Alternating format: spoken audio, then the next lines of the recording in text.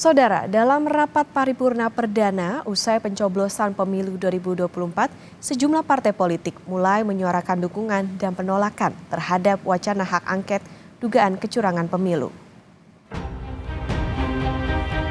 Saya belum pernah melihat ada sebuah proses pemilu yang sebrutal dan semenyakitkan ini. Kecurigaan dan praduga masyarakat atas sejumlah permasalahan dalam penyelenggaraan pemilu 2024.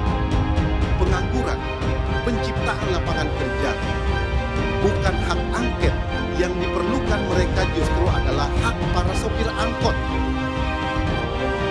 Dukungan dan penolakan terhadap wacana hak angket dugaan kecurangan pemilu mewarnai rapat paripurna DPR. Yang pertama kali menginterupsi rapat adalah anggota Komisi 6 fraksi PKB, Luluk Nur Hamidah, dengan menyebut pemilu 2024 sebagai pemilu paling brutal yang pernah ia ikuti sejak reformasi. Sepanjang pemilu yang saya ikuti semenjak 99, saya belum pernah melihat ada sebuah proses pemilu yang sebrutal dan semenyakitkan ini. Di mana etika dan moral politik berada di titik minus, kalau tidak bisa dikatakan di titik nol. Pimpinan dan seluruh anggota DPR, saya mendukung hak angket ini kita lakukan. Tidak hanya PKB, fraksi PDI Perjuangan di rapat paripurna DPR juga menggulirkan wacana hak angket. Wakil Ketua Komisi 6 fraksi PDIP Arya Bima berharap pimpinan DPR menyikapi usulan hak angket terkait pemilu. Untuk itu kami berharap pimpinan menyikapi dalam hal ini.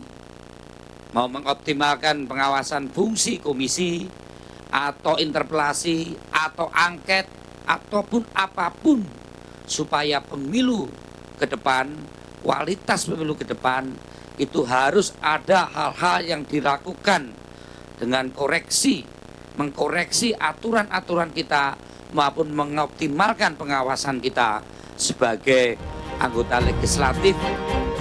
Hal yang sama juga disampaikan oleh fraksi PKS agar DPR menggunakan hak angket untuk menjawab kecurigaan masyarakat soal dugaan kecurangan pemilu.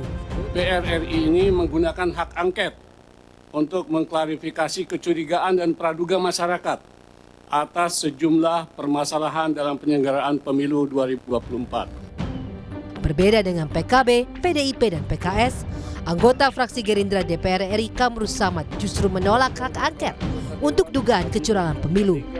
Kamrus Samad menilai masyarakat lebih butuh solusi pengangguran dan lapangan pekerjaan dibandingkan angket pemilu. Kami di lapangan tentu juga mendengarkan aspirasi yang berkembang. Aspirasi yang sangat mendesak bagi mereka adalah pengangguran, penciptaan lapangan kerja, bukan hak angket. Yang diperlukan mereka justru adalah hak para sopir angkot. Hak para sopir angkot, ribuan bahkan puluhan ribu yang anak-anaknya mereka, masa depannya, sekolahnya belum tentu mereka bisa memenuhi kebutuhan dasar mereka. Soal hak angket ini, Presiden Joko Widodo juga sudah angkat bicara. Ia menyerahkan wacana bergulirnya hak angket dugaan kecurangan Pilpres 2024 kepada DPR. Karena wacana hak angket merupakan urusan DPR. Tim Liputan Kompas TV.